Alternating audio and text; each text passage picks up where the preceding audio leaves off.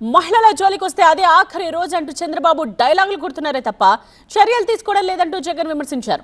లైంగిక వేధింపులకు పాల్పడిన రైల్వే కోడూరు జనసేన ఎమ్మెల్యే అరవ శ్రీధర్తో పాటు కోన రవికుమార్, నసీర్ అహ్మద్, కోనేటి ఆదిమూలంపై ఏం చర్యలు తీసుకున్నారో చెప్పాలని డిమాండ్ చేశారు. చివరకు మంత్రి గుమ్మడి సంధ్యారాణి పిఏ మీద కూడా చర్యలు తీసుకోలేదంటూ విమర్శించారు.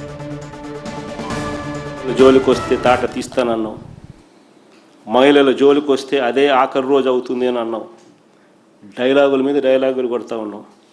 మరి చంద్రబాబు నాయుడు గారు నిన్నే అడుగుతా ఉన్నా, మహిళలపై దారుణాలకు పాల్పడ్డ మీ పార్టీకి చెందిన వారిపై ఎంతమంది మీద నువ్వు చర్యలు తీసుకున్నావు? రైల్వే కోడూరు జనసేన ఎమ్మెల్యే అరవ శ్రీధర్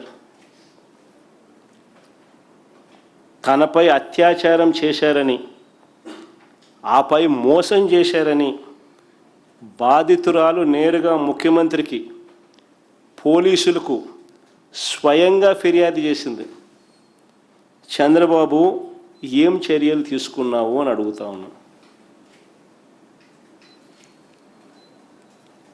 కేజీబీవి మహిళా ప్రిన్సిపల్ మీద వేధింపులకు పాల్పడ్డ ఆముదాల వలస టీడీపీ ఎమ్మెల్యే కూన రవికుమార్ మీద చంద్రబాబు నాయుడు గారు ఏం చర్యలు తీసుకున్నామని అడుగుతా ఉన్నాం.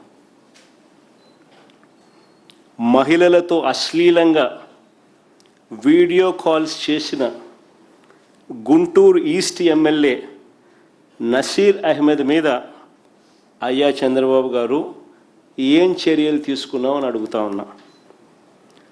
టీడీపీకి చెందిన సత్యవేడు ఎమ్మెల్యే కోనేటి ఆదిమూలం ఒక మహిళ మీద దారుణమైన లైంగిక దాడికి పాల్పడితే ఈ చంద్రబాబు గారు ఏం చర్యలు తీసుకున్నారో అని అడుగుతా ఉన్నా. మహిళా ఉద్యోగి మీద